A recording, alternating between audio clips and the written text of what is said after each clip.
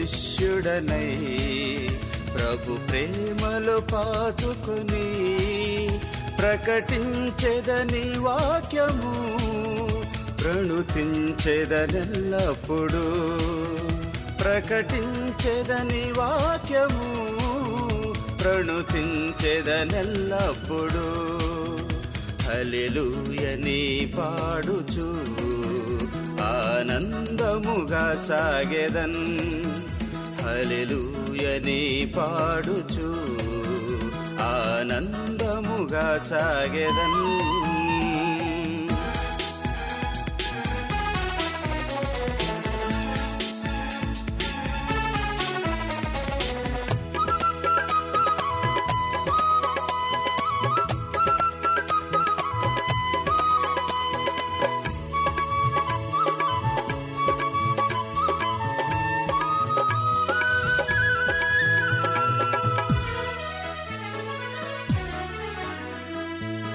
కష్ట సుఖాల కవలిలో కలిమిలేముల సమయములో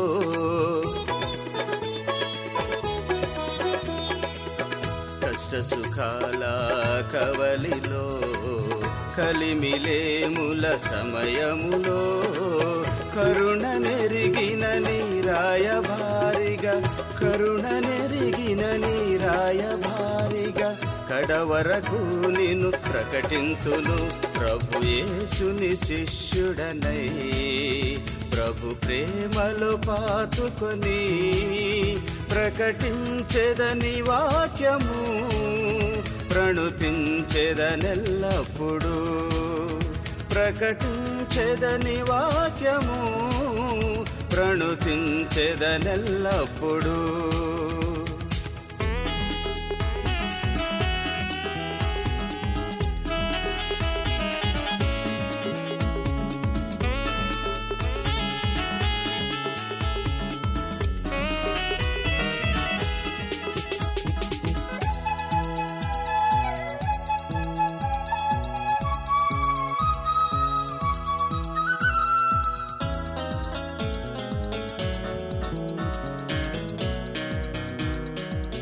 శోధన వేదన శ్రమలలో శోక సముద్రపు పయనములో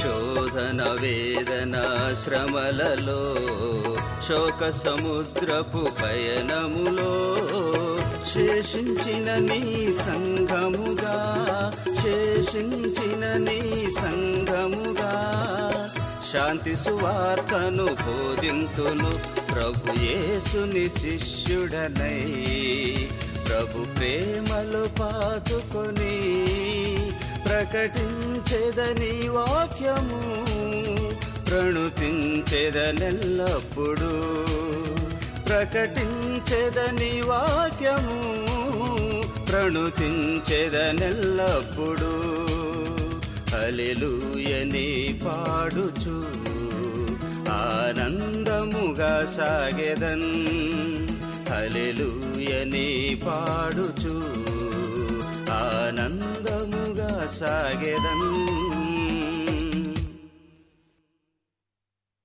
క్రీస్తునందు మిక్కిలి ప్రియ స్నేహితులారా, ఆగమన నిరీక్షణ అనేటువంటి కార్యక్రమానికి మీకు స్వాగతము. ఈ కార్యక్రమం ద్వారా అనేక మంది ఆధ్యాత్మిక మేలులు పొందుతున్నారు అని మేము నమ్ముచున్నాము. ఈరోజు ప్రత్యేక రీతిగా నిత్య సువార్త వర్తమానములు మనం నేర్చుకుంటున్నాము. మనం ఆరాధించేటువంటి మన దేవుడు పూజార్హుడు, గొప్ప దేవుడు, ప్రేమ కలిగినటువంటి దేవుడు. సహజంగా ఈ లోకంలో ప్రతి ఒక్కరికి కలిగేటువంటి సందేహము నేనెవరిని. చిన్నపిల్లలు తల్లిదండ్రుల దగ్గరకు వచ్చి తల్లిదండ్రులను అడుగుతారు, నేనెవరిని. ఎన్నో ప్రశ్నలుంటాయి. నేనెవరిని, ఏ విధంగా ఈ లోకంలో నేనున్నాను అనేటువంటి ప్రశ్న సహజమైన ప్రశ్న అయినప్పటికీ అది చాలా విలువైనటువంటి ప్రశ్న. ఉదాహరణకు ఒక చక్కటి ఇల్లుని చూద్దాము. ఆ ఇల్లు ఎవరి ద్వారానో నిర్మించబడింది, దాని అంతటికి అదే వచ్చి పడిపోలేదు. ఒక దారి లేదా రోడ్డు చూద్దాము. దాని అంతటికి అదే వేయబడలేదు. దాన్ని వేసిన వారు ఉన్నారు, నిర్మించిన వారు ఉన్నారు. అందుచేత ఆ రోడ్డు ఆ విధంగా ఉంటుంది. ఈ చిన్న చిన్న వాటికే నిర్మించిన వారు ఉండగా ఇంత పెద్ద విశ్వము, ఈ ప్రపంచంలోని సమస్తాన్ని మనం చూసినట్లయితే దాన్ని కలుగ చేసినటువంటి వారు ఉండాలి. ఈ ప్రపంచములో అనేక మంది ఈ లోకము సృజించబడింది అని నమ్ముచూ ఉన్నారు. చాలా సంతోషకరమైన విషయము. అయితే ఆ సృజించినటువంటిది ఎవరు అన్న విషయము వారికి తెలియలేదు. ఈరోజు దేవుని కృపను బట్టి ఈ బైబిల్ గ్రంథములో వ్రాయబడిన సత్యాలను ఆధారము చేసుకొని ఇంత చక్కటి ప్రపంచము, ఈ ప్రపంచంలో ఉన్నటువంటి నీవు నేను మనందరము కూడా ఏ విధముగా సృజించబడ్డాము అన్న విషయాన్ని నేర్చుకుందాము. మనలను సృజించినటువంటి దేవుడు ఎవరా అన్న విషయాన్ని నేర్చుకుందాము. మనలను సృజించినటువంటి ఈ సృష్టికర్త దేవుడు మనలను ఏ విధంగా జీవించమంటున్నాడు అన్న విషయాన్ని కూడా నేర్చుకుందాము. బైబిల్ గ్రంథము ఈ లోకము సృజించబడిన విధానము చెబుతూ ఉంది, సృజించినటువంటి దేవుని గూర్చి కూడా మాట్లాడుతూ ఉంది. మొట్టమొదటి గ్రంథము అనగా ఆదికాండము 1వ వచనములో మనం చూసినట్లయితే ఏ విధముగా ఈ సృష్టి సృజించబడిందో మనం చూడగలుగుతున్నాము. ఆదికాండము 1వ అధ్యాయము 5 వచనాలు మనం చూసినట్లయితే, ఆది అందు దేవుడు భూమి ఆకాశములను సృజించెను. దేవుడు ఈ భూమి ఆకాశములను సృజించి ఉన్నాడు. ఆయన వెలుగుని సృజించి ఉన్నాడు. తర్వాత ఇక్కడ చూద్దాము 4వ వచనములో, వెలుగు మంచిదైనట్లు దేవుడు చూచెను, దేవుడు వెలుగునకు చీకటికిని వేరుపరిచెను, దేవుడు వెలుగునకు పగలనియు చీకటికి రాత్రనియు పేరు పెట్టెను. మొట్టమొదటి దినము గడిచిపోయింది. అస్తమయమును ఉదయమును కలుగగా ఒక దినమాయను. మొదటి దినము దేవుడు భూమి ఆకాశములను సృజించారు, వెలుగును సృజించారు. వెలుగునకు పగలనియు చీకటికి రాత్రనియు పేర్లు పెట్టారు. రెండవ దినాన్న దేవుడు ఆకాశ విశాలను వేరుపరిచెను.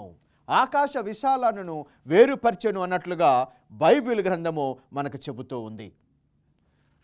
మూడవ దినమున దేవుడు నీటిని, ఆరిన నేలను వేరుపరిచెను. ఆరిన నేలకు భూమి అని పేరు పెట్టెను, నీటికి సముద్రము అని పేరు పెట్టెను. ఆ ఆరిన నేల మీద పచ్చని చెట్లు, ఫలమిచ్చు చెట్లు, గడ్డి సమస్తాన్ని కూడా దేవుడు మూడవ దినమున సృజించెను అని బైబిల్ గ్రంథము చెబుతూ ఉంది. 4వ దినమున దేవుడు సూర్యచంద్ర నక్షత్రాలు, ఆకాశములోని జ్యోతులను సమస్తమును కూడా 4వ దినమున సృజించెను. 5వ దినము బైబిల్లో చూసినట్లయితే ఆదికాండము 1వ అధ్యాయము 21 నుండి 23వ వచనం చూసినట్లయితే, దేవుడు 5వ దినమున గాలిలో ఎగిరేటువంటి పక్షులను, నీటిలో జీవించేటువంటి చేపలను సమస్తమును సృజించున్నారు. 6వ దినమున దేవుడు జంతువులను సృజించారు. సకల జంతువులను సృజించి మరొక అతి శ్రేష్టమైన విలువైనటువంటి విషయాన్ని సృజించినట్లుగా వాక్యం చెబుతుంది. దేవుడు ఇప్పటి వరకు చేసిన సృష్టి అంతటిని ఆయన నోటి మాటతో చేసి ఉన్నారు. ఆయన నోటి మాట పలుకగా సృష్టి ఉనికిలోనికి వచ్చింది. అదే దినమందు అనగా 6వ దినమందు దేవుడు మనిషిని సృజించాలి అని నేలను వంగి మట్టిని తీసి ఆయన మనిషిని సృజించారు. ఆదికాండము 1వ అధ్యాయము 26వ వచనము మనకు ఒక శుభవార్తను చెబుతోంది. దేవుడు మన స్వరూపమందు మన పోలిక చొప్పున నరులను చేయుదము. దేవుడు నరులను అనగా మనుషులను ఆయన పోలిక చొప్పున సృజించున్నాడు. మానవులు దేవుని యొక్క పోలికలో ఉన్నారు, పరిశుద్ధులుగా ఉన్నారు. అది చాలా సంతోషకరమైన విషయముగా మనం గమనించవలసి ఉన్నాము. నిజమే, నీవు నేను దేవుని పోలికలో సృజించబడ్డాము. నీవు నేను దేవుని బిడ్డలమై ఉన్నాము. పాపం ఈ లోకములో ప్రవేశించిన తర్వాత మానవులు దేవుని స్వరూపాన్ని పోగొట్టుకున్నారు, ఆ పరిశుద్ధతను పోగొట్టుకున్నారు. ఇప్పుడు మనము కలిగి ఉన్నటువంటి ఈ దేహము, ఈ స్వభావము దేవుని యొక్క స్వరూపము కాదు, మార్చబడినటువంటి స్వరూపము. అయినప్పటికీ దేవుడు మనలను ప్రేమించి మనల్ని దేవుని స్వరూపములోనికి మార్చాలి అని ఆశపడుచున్నాడు. ఆదికాండము 2వ అధ్యాయము 1-2 వచనాల్లో 7వ దినమును గురించి మాట్లాడుతున్నాడు. 6 దినములు సృష్టి చేసిన తర్వాత దేవుడు 7వ దినమున విశ్రమించి, ఆయన సృష్టి అంతయు పూర్తి చేసిన తర్వాత 7వ దినమును విశ్రమించి ఆశీర్వదించి దానిని పరిశుద్ధపరిచారు. ఇది పరిశుద్ధ దినమని, ఈ సృష్టి అంతా కూడా సృష్టికర్త దేవుని జ్ఞాపకం చేసుకోవాలని, మనం ఈ లోకములోనికి ఏదో ప్రమాదవశాత్తు వచ్చిన వారము కాదు, దేవుని ప్రణాళిక చెప్పిన మనము సృజించబడ్డాము. మనము దేవుని బిడ్డలమై ఉన్నాము, దేవునితో సంబంధము కలిగిన వారమై ఉన్నాము, దేవునితో సహవాసము కలిగిన వారమై ఉన్నాము, దేవుని పూజించవలసి ఉన్నాము, దేవుని బిడ్డలుగా మనము జీవించాలి, నిత్యము జీవించాలి అని దేవుని యొక్క ఉద్దేశముగా మనం గమనించగలుగుతూ ఉన్నాము. పరిశుద్ధ దినము, 7వ దినము, సబ్బాతు దినము, ఇది దేవుని యొక్క సృష్టి. మరొక్కసారి ఈ సృష్టి క్రమాన్ని జ్ఞాపకం చేయాలి అని ఆశపడుచు ఉన్నాను. మొదటి దినమందు దేవుడు భూమి ఆకాశములను సృజించెను, వెలుగును సృజించెను, పగలు రాత్రిని సృజించెను. 2వ దినమందు దేవుడు ఆకాశ విశాలను, ఆకాశమును భూమిని వేరు చేశారు. 3వ దినమందు దేవుడు నేలను నీటిని వేరు చేసి నేల మీద ఆయన గడ్డిని, మొక్కలను, చెట్లను నాటింపచేశారు. 4వ దినమున దేవుడు ఆకాశ జ్యోతులను, సూర్యచంద్ర నక్షత్రాలను సృజించారు. 5వ దినమున దేవుడు ఆకాశ పక్షులను, సముద్రములోని చేపలను సృజించారు.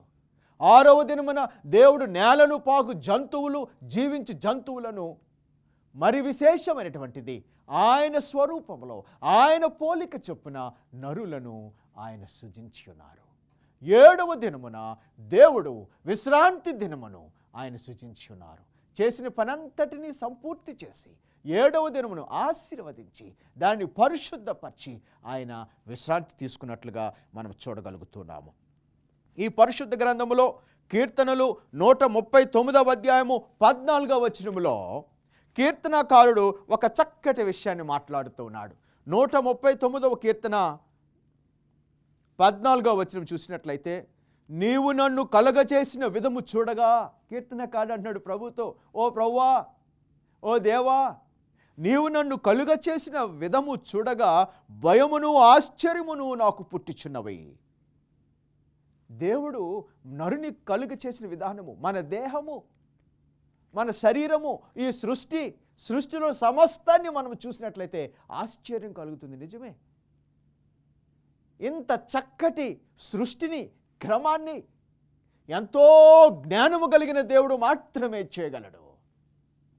ఈ సృష్టిని సృజించటం మాత్రమే కాకుండా దీన్ని పరిపాలన చేయడము, ఒక క్రమములో నడిపించటం అనేటువంటి ఒక చక్కటి పద్ధతిని మనం చూడగలుగుతున్నాము. ప్రవక్త అయిన యెషయా గ్రంథము 40వ అధ్యాయము 26వ వచనంలో ఒక చక్కటి మాట మాట్లాడుతున్నాడు. చూడండి, యెషయా గ్రంథము 40వ అధ్యాయము 26వ వచనంలో, మీ కన్నులు పైకెత్తి చూడండి. దేవుడు ప్రవక్త అయిన యెషయా ద్వారా నీతోనూ నాతోనూ మాట్లాడుతున్నాడు. ప్రియ స్నేహితులారా, మీ కన్నులు పైకెత్తి చూడుడి, వీటిని ఎవడు సృజించెను? వీటి లెక్క చొప్పున వీటి సమూహములను బయలుదేర చేసి వీటన్నిటికీ పేరులు పెట్టి పిలుచువాడే కదా.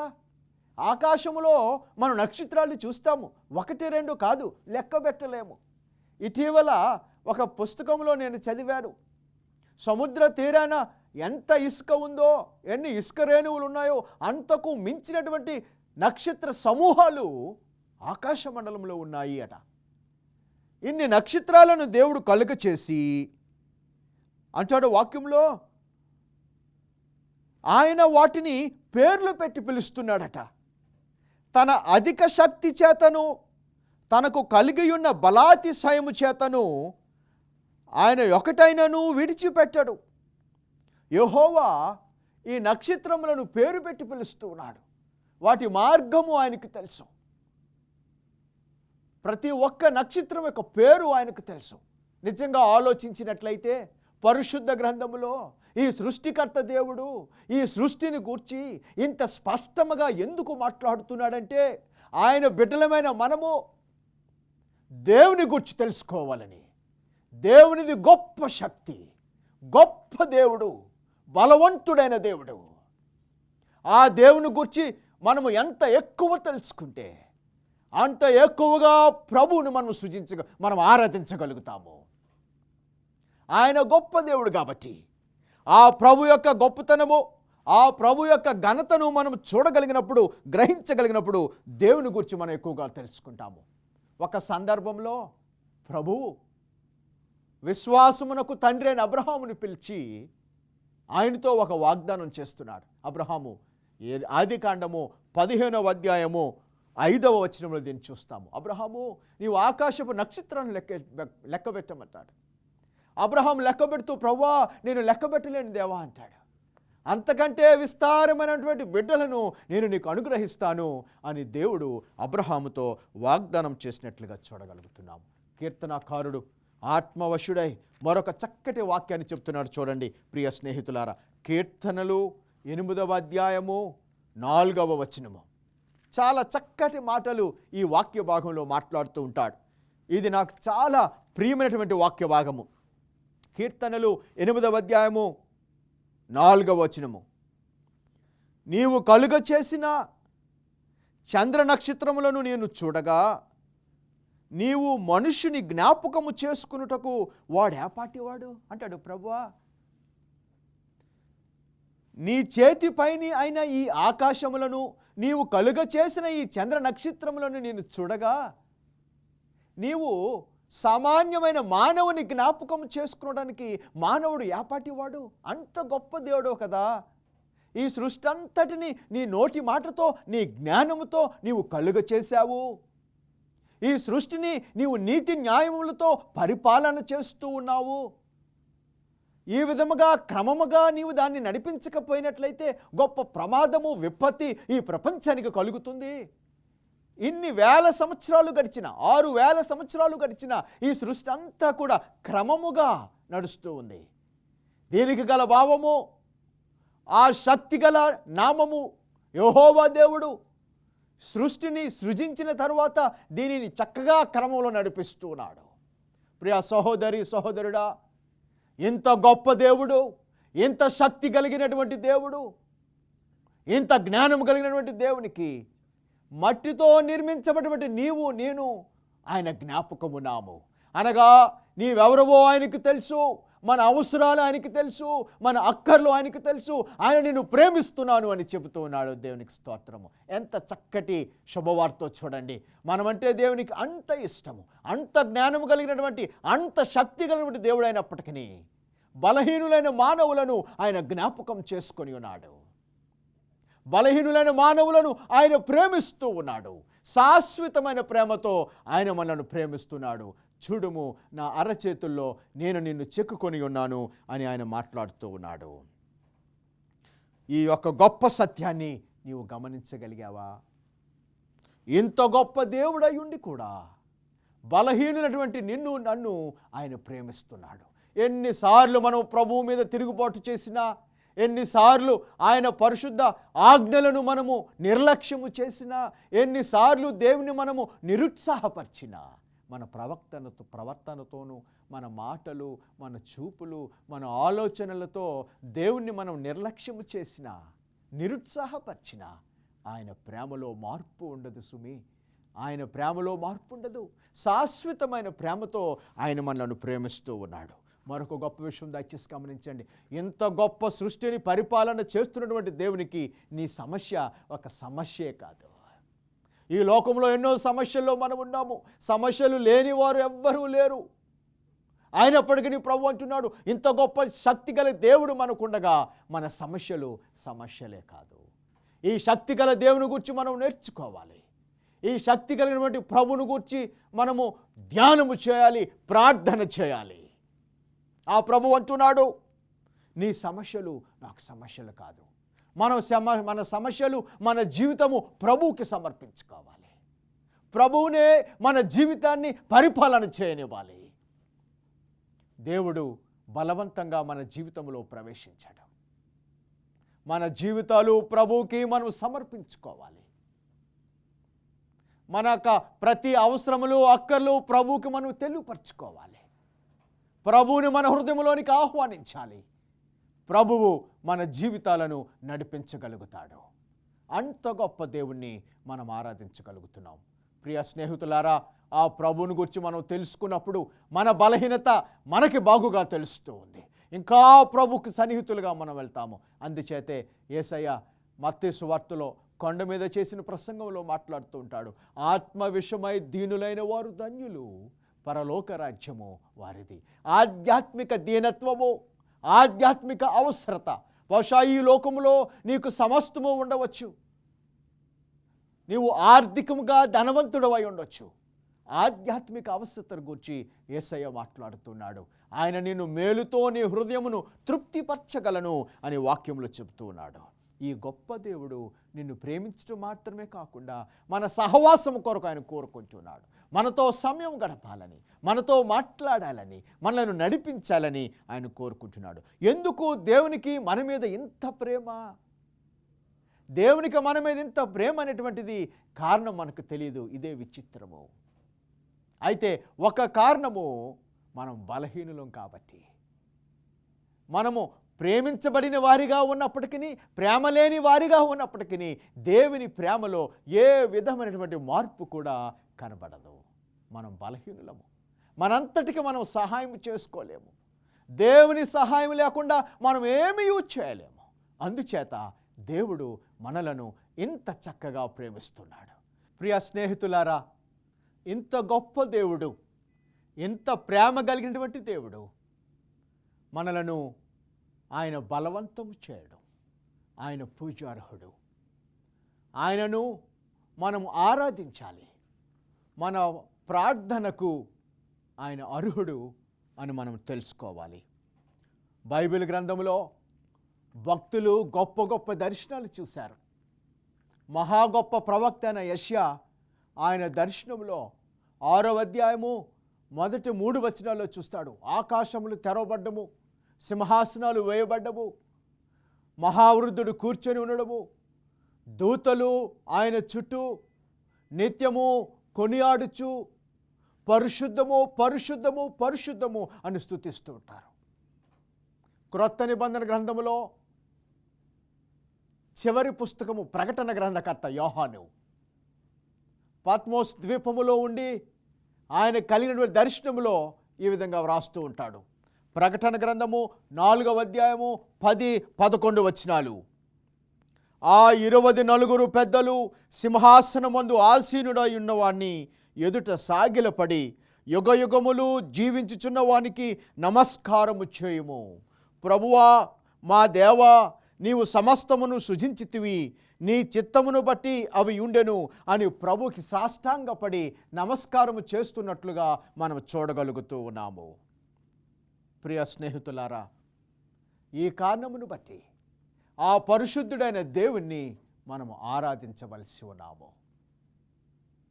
ఆ ప్రభువు పూజార్హుడు, సృష్టికర్త దేవుడు. అపోస్తుడైన పౌలు రోమిలకు రాసిన పత్రిక 8వ అధ్యాయము 38-39 వచనములో ఎంత చక్కటి మాటలు చెబుతున్నాడో చూడండి. ప్రభువుకి సమర్పించుకొని జీవితమంతా ప్రభు సేవ కొనసాగించినటువంటి అపోస్తులైన పౌలు యేసయ్య ప్రేమను గూర్చి ఎంత చక్కటి మాటలు చెప్తున్నాడో చూడండి. రోమిలకు రాసిన పత్రిక 8వ అధ్యాయము 38-39 వచనాలు. మరణమైనను జీవమైనను, దేవదూతలైనను, ప్రధానులైనను, ఉన్నవి అయినను, రాబోవునవైనను, అధికారులైనను, ఎత్తైనను, లోతైనను, సృష్టింపబడిన మరి ఏదైనను మన ప్రభువైన క్రీస్తు యేసునందలి దేవుని ప్రేమ నుండి మనలను ఎడబాప నేరదని ఆయన చెప్పెను.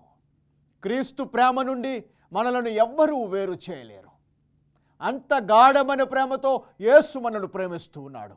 ప్రియ స్నేహితుడా, ఈ ప్రభువుని చూడాలనుకుంటున్నావా? ఈ ప్రభుని గురించి తెలుసుకోవాలనుకుంటున్నావా? 2000 సంవత్సరాల క్రితము యేసుక్రీస్తు ప్రభువు పరలోకమును విడిచిపెట్టి ఈ లోకములోనికి వచ్చి మానవులకు పరిచర్య చేశాడు. యేసయ్య పరిచర్యలో దేవుణ్ణి మనము చూడగలము. యేసయ్య మరి బీదలకు సహాయం చేశాడు, రోగులను స్వస్థపరిచాడు, అనేక మందికి కనికరము చూపెట్టాడు, ఆకలిగా ఉన్న వారికి ఆహారమును పెట్టాడు. యేసు ప్రభు పరిచర్యలో తండ్రి అయిన దేవుణ్ణి మనము చూడగలము. ఎంత గొప్ప ప్రేమ చూడండి. ఈ సృష్టికర్త దేవుడు నీ కొరకు నా కొరకు ఆశపడుతూ ఉన్నాడు. మనకు సహాయం చేయడానికి ఆయన సిద్ధముగా ఉన్నాడు. యేసయ్య మాటలు యోహాను 3:16, దేవుడు లోకమును ఎంతో ప్రేమించాడు, కాగా తన అద్వితీయ కుమారునిగా పుట్టిన వాని యందు విశ్వాసముంచు ప్రతివాడును నశింపక నిత్య జీవము పొందునట్లు ఆయనను అనుగ్రహించెను. ఆ ప్రభు మనలను ప్రేమించి యేసు ప్రభు ఆయన కుమారుని లోకంలోనికి పంపించున్నాడు. ఆయన మనలను ప్రేమించి మన కొరకు సిలువ మీద మరణించున్నాడు. ఆయన యందు విశ్వాసముంచు ప్రతివాడును నశింపక నిత్య జీవములో ప్రవేశించినట్లు యేసయ్యను మనకు అనుగ్రహించున్నాడు. ఆ యేసయ్యను నీ స్వరక్షకునిగా చేసుకో. ఆ యేసు ప్రభువు నీకు రక్షకునిగా ఉండటానికి ఇష్టపడుచున్నాడు. తలలు వంచండి, ప్రార్థన చేసుకుందాం. పరిశుద్ధుడా, పరలోకపు తండ్రి, మీ నామము ఘనపరచబడును కాక. సృష్టికర్త దేవుని గురించి మాకింత చక్కగా బైబిల్ గ్రంథమందు తెలియపరిచినందుకు నీకు స్తోత్రం. ఇంత గొప్ప దేవుడు అయి ఉండి సృష్టిని పరిపాలన చేయడం మాత్రమే కాకుండా మానవులమైన మమ్మలను జ్ఞాపకం చేసుకున్నందుకు నీకు వందనములు తండ్రి. ప్రభువా, మా హృదయంలో నీకు సమర్పిస్తున్నాం. మా పాపములను క్షమించి నిత్య రాజ్యములో మమ్మలను చేర్చుకో. మా కొరకు సిలువ మీద మరణించిన యేసుక్రీస్తు పరిశుద్ధ నామమున వేడుకొనిచున్నాము తండ్రి.